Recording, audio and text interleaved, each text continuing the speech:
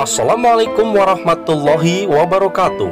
Apa kabar sahabat beriman? Selamat datang di Gema Hidayah.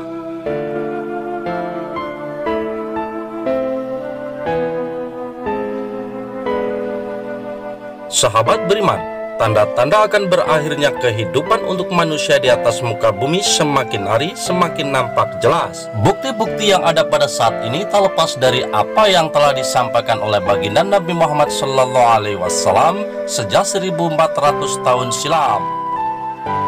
Tanda yang paling dikhawatirkan oleh Rasulullah SAW atas umatnya ialah atas dahsyatnya fitnah Dajjal.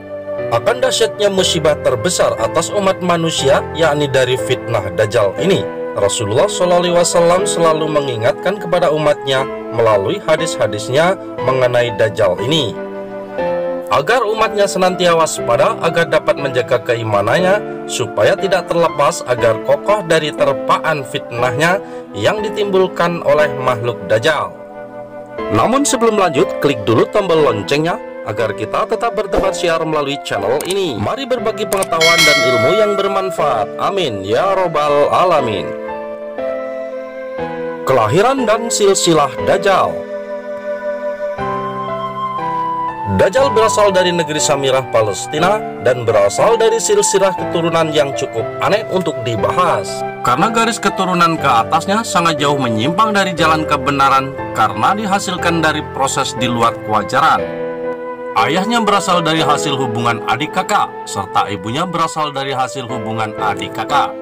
Kemudian kelahiran Dajjal adalah dari hasil hubungan sewaktu ibunya sedang mengalami menstruasi atas izin Allah Subhanahu wa Ta'ala, maka hubungan sewaktu ibunya sedang haid tersebut tidak menghalangi proses pembuahan. Dajjal dilahirkan ketika ayah ibunya lama menunggu kehadiran sang anak selama 30 tahun, maka lahirlah Dajjal. Keluarga Dajjal merupakan para penyembah berhala, mulai dari nenek moyangnya seperti kakek, ayah, dan ibunya, semuanya merupakan para penyembah berhala. Nama Dajjal tidak disebutkan dalam Al-Quran, namun kisahnya banyak disebutkan dalam hadis seperti tentang tanda-tanda kemunculan dan fitnah yang akan ditimbulkan.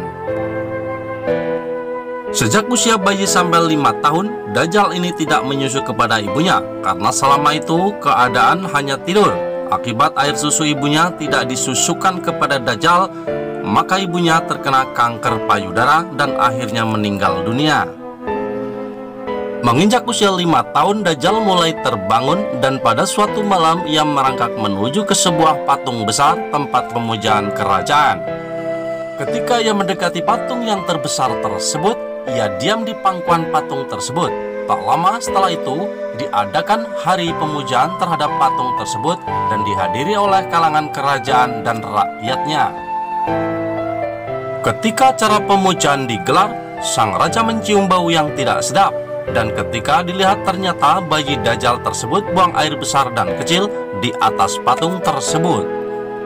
Akhirnya sang raja marah dan menghukum ayahnya, karena ayahnya tidak membuktikan bahwa bayi Dajjal tersebut tidak sengaja ada di patung tersebut.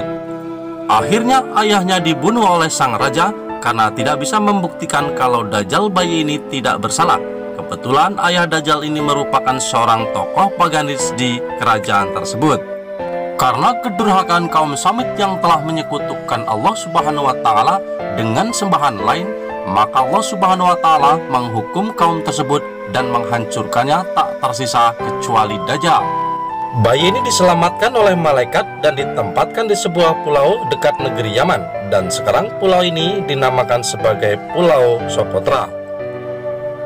Sejak usia 5 tahun sampai 100 tahun, Dajjal tinggal di pulau tersebut dan tidak ada pekerjaan lain kecuali makan dan tidur.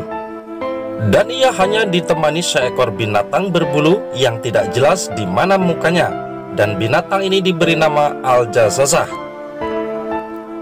Binatang Jassasah ini dapat berbicara sebagaimana yang diketahui atas kisah pertemuannya dengan Tamim Ad-Dari dan awak kapalnya yang pernah terdampar akibat badai di sebuah pulau di Laut Yaman. Selama Samiri Jadal tinggal di pulau tersebut, ia diajarkan tentang tauhid oleh malaikat yang mengajarkan kepadanya dengan panel-panel tentang ajaran ketauhidan. Maka tidak heran kalau dia mengetahui tentang Nabi Muhammad SAW karena sudah diberitahu sebelumnya oleh malaikat yang mengajarkannya. Untuk mengetahui keyakinan Samiri Dajjal ini, maka binatang Al-Jazaza ini pernah bertanya kepadanya 3 kali kepada Samiri Dajjal agar dia mau beriman hanya kepada Allah Subhanahu wa Ta'ala. Namun setelah ditanya ketiga kalinya, Samiri Dajjal malah mengingkari semua apa yang telah diajarkan malaikat tersebut. Malahan ia berani menyebut dirinya sebagai Tuhan. Maka atas kejadian tersebut, binatang Al-Jazazah lalu pergi meninggalkan menjauh dari Samiri Dajjal ini dengan menjerit sampai memangkakan telinga Samiri, dan ia menyebut Samiri dengan sebutan Ad-Dajjal pembohong. Sejak saat itulah Samiri ini digelari dengan sebutan Dajjal, yakni pembohong. Atas temuan literasi ini, nama Dajjal itu merupakan gelar, sedangkan nama aslinya adalah Samiri yang sudah kita kenal dalam kisahnya Nabi Musa alaihi salam. Sebuah literatur baru menyebutkan bahwa ternyata Dajjal ini telah ada sekitar 100 tahun sebelum Nabi Musa alaihissalam diutus menjadi nabi dan rasul. Dan nama asli daripada Dajjal adalah Samiri.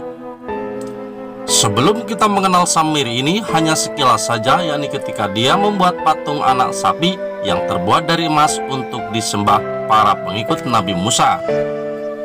Ketika Nabi Musa pergi selama 40 hari ke Gunung Tursina atas perintah Allah Subhanahu wa Ta'ala untuk mengambil luh-luh ataupun kitab Taurat. Sesuai dengan nama kelahirannya, negeri Samirah, maka Dajjal ini bernama Samiri. Dajjal merupakan sebuah gelar atau julukan yang diberikan kepada Samiri karena dia mengaku-ngaku sebagai Tuhan. Dajjal diartikan sebagai pembohong. Kalau memang demikian, berarti Dajjal Samiri ini telah ada di sekitar kita sejak lama karena Allah Subhanahu wa Ta'ala menangguhkan ajalnya, namun belum menampakkan wujudnya ke tengah-tengah umat manusia di zaman ini.